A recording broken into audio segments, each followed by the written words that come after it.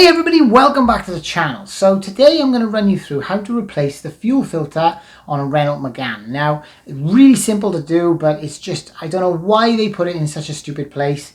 But yeah, it's not in the engine bay as you'd find, it's actually under the wheel arch. So I'll run you through that in this video. And also if you stay on to the end, I'm going to run you through how to prime the fuel system so you don't get any airlocks in the pump, and how to run it all through tidy. So yeah, let's take a look.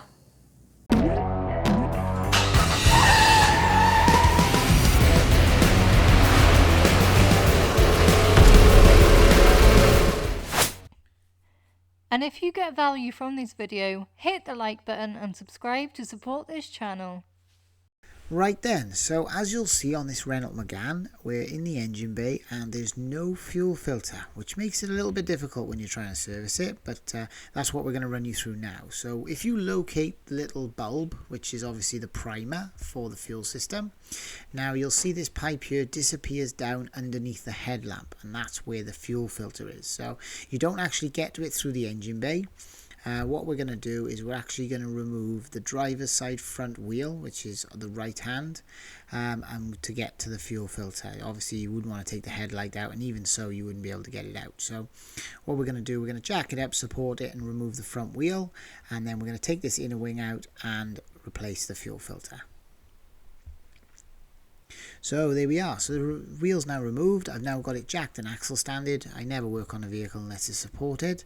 Now the next thing we're going to do is remove the inner wing. Obviously there's a load of poppers. There's my beautiful fiance in the background, and 2 screws in the wing up the side. So we're going to basically remove this front panel. Now the actual panel, the inner wing itself, is in 2 sections. So there's a front and a rear, and we only have to remove the front. So what I tend to do is just pull the poppers out. So get my fingers behind the panel, give them a good tug, and just pop them out. So this is what the popper looks like. It's quite a standard really fitment. It's quite a large one, so it is quite easy to get out. Sometimes the little fiddly ones can break.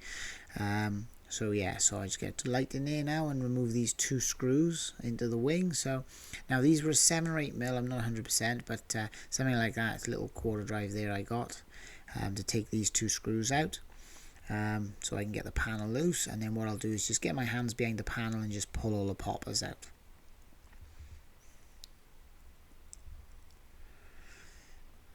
And there we go. So that's the 2 screws out. So now we'll just get your hands behind and just pull all the poppers out. There is a few, but it's not very difficult to get off.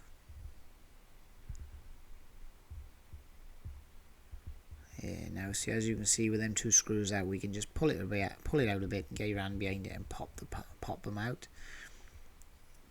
And there we go. Now there is one behind the strut which caught me out by here. You can see it wraps around, and then there's a popper that goes through the actual 2 panels. So we'll just pop that one out as well. And we'll take this completely out the way just to give us some room. It makes life a little bit easier. And there we go. So that's removed. Believe it or not, that's all it takes. It's that simple. So here's the fuel filter. I'll just get in here for a better look. So you can see we've got like a little housing here that it sits in. You can see the sensor on top, and there's a 10 mil nut holding the housing together. Now basically you remove this 10 mil nut and the housing just hinges open, and then inside there is located the fuel filter. It doesn't actually bolt in or per se, it just kind of sits inside this housing and it holds it in place. So we'll get that nut out, and then all we're going to do is just hinge open the actual housing itself, and it shows the fuel filter. Now you can see by here it's got 2 pipes on top and a little bit of a sensor.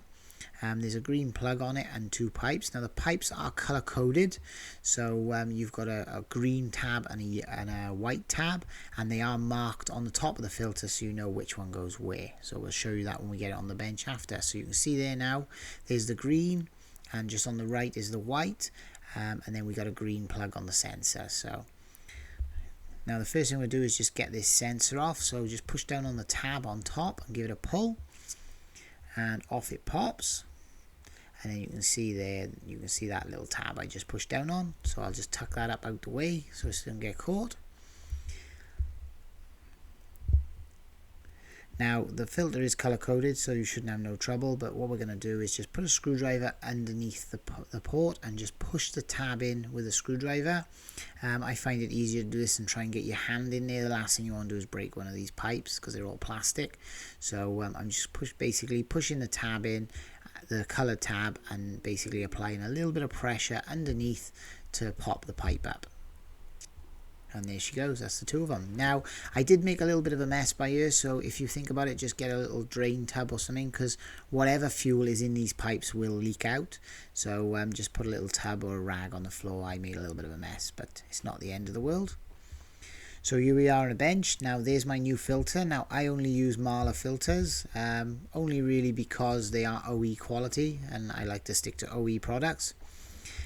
So yeah, here's the fuel filter on a bench. Now you can see this sensor in top is held in by a Torx screw.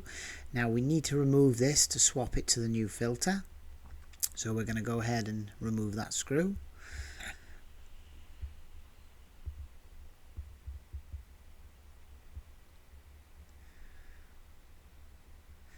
And there we go. Now this sensor will go in two ways, so it is a very good idea to make a note which way round it is.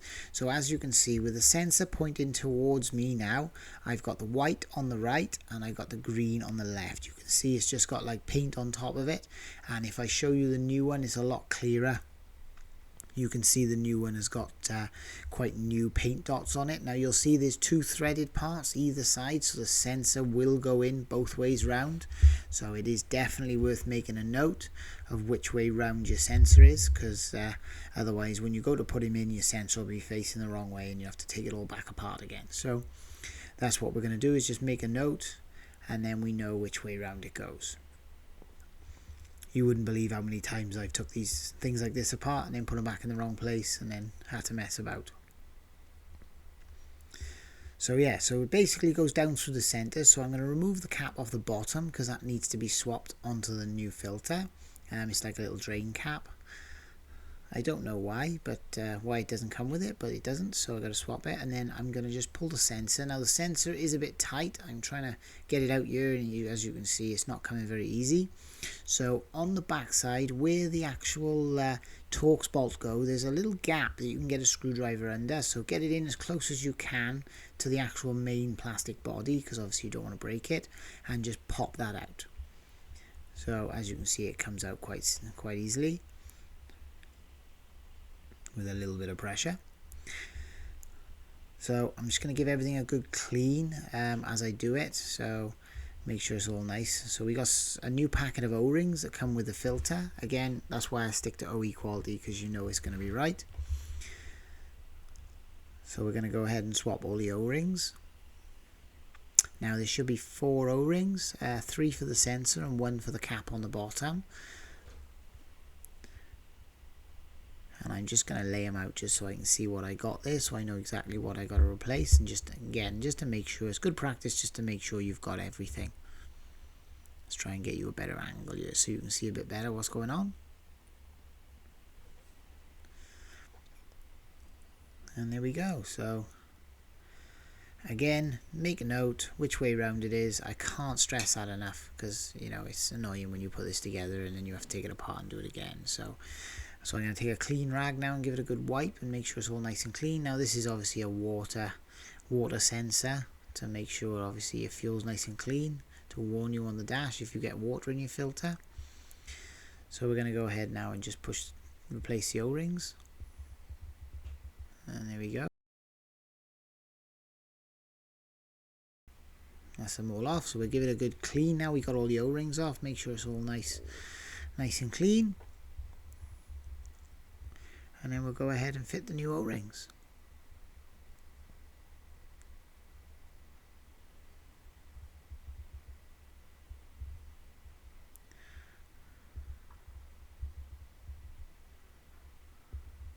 And there we have it.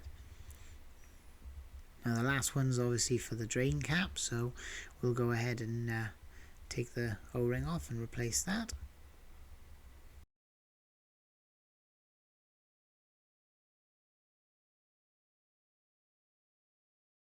And there we have it, all replaced, ready to put back together. So first thing I'm going to do is just remove this cap off the bottom of the new filter and screw on the drain cap.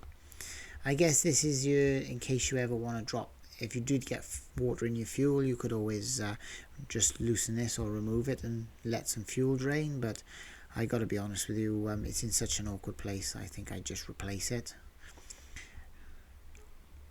Now it does come with a bung in the center, so we'll take that out and obviously put the new sensor in. Again, making note of which way around it came out to make sure we get it back in the right place. So like I said before, white on the right, green on the left. Now I did find it was a bit tight going in, so what I'm going to do is take a little bit of rubber grease. I use this red rubber grease, it's good, brilliant for O-rings, and just basically put a little bit on your fingers and just rub it around on the O-rings just to give them a little bit of lubrication and help it go in without obviously snagging them O-rings. It's a little bit tight because there's 3 O-rings that have got a seat in place, so if it was just one it'd probably go in a lot easier, but it's always good to give them a bit of a little bit of lubrication just to help them go in. And then we line the bolt hole up and put the bolt back in.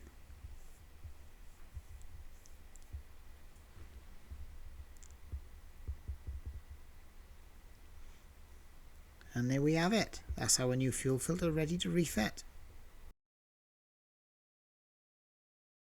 So here we have it. So it's just a matter now of pushing these on. Now this is really simple. It's just a matter of lining them 2 pipes on and then pushing him up, and then what I always do is grab the 2 pipes and just pull them down till you hear them click and they're on. So there we go. So we'll push him up now. I know my hand's kind of in the way, you can't really see this, but I'm just going to grab each pipe and just pull them down and just wait until I hear the click, and then I know they're on. It's always good to give them a firm pull just to make sure they're on there, because the last thing you'd want to do is take this back off. And then we'll take our little electrical plug and plug that back onto the sensor.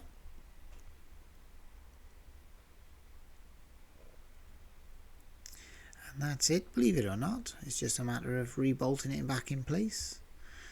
So we'll swing this shut and put our 10mm nut back on to lock him. Now there is a bit of a groove that the top of the filter locates into, so make sure that lines up. And that's pretty much it.